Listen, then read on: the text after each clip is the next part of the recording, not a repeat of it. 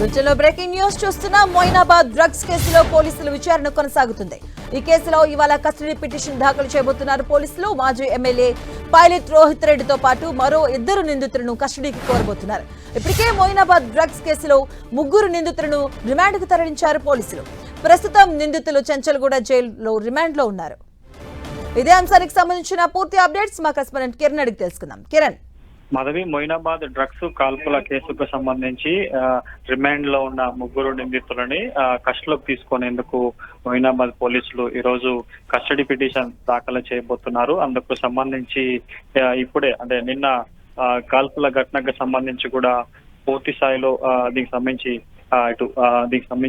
Pilot Rohit Reddy సంబంధించిన ఆ కాల్పులు ఎందుకు జరిగినాయి ఏంటనే సంబంధించిన పీపీ కూడా వివరించిన నేపథ్యంలో నిన్న 11 మందిలో 3కి సంబంధించి కూడా ఆర్మ్డ్ యాక్ట్ కింద కూడా 14 రోజుల రిమాండ్ విధించారు చెప్పారు. ప్రస్తుతానికైతే ఈ కేసుకు సంబంధించి ఆర్మ్డ్లో లోతైన దర్యాప్తు చేసేందుకు మొయినాబాద్ పోలీసులు కూడా మాజీ ఎమ్మెల్యే పైలట్ రెడ్డి ఆయన సోదరుడు మరొక వ్యక్తిని కూడా కస్టడీలోకి తీసుకొని విచారించేందుకు ఆ కస్టడీ పిటిషన్ వేసినట్టుగా మనం చెప్పుకోవచ్చు. ఎందుకంటే గడిచిన కొద్ది రోజులుగా ఇటు ఫామ్ హౌస్ లో డ్రగ్స్ సంబంధించిన కావచ్చు అసాంఘిక కార్యక్రమాలు జరుగుతున్నట్టు కూడా ఆరోపణల నేపథ్యంలో పూర్తి స్థాయిలో ఆ రోజు పార్టీలో ఏం జరిగింది ఏంటనే సమాచారం సేకరించేందులో భాగంగానే కస్టడీ పిటిషన్ వేయబోతున్నట్టుగా చెప్పుకోవాలి.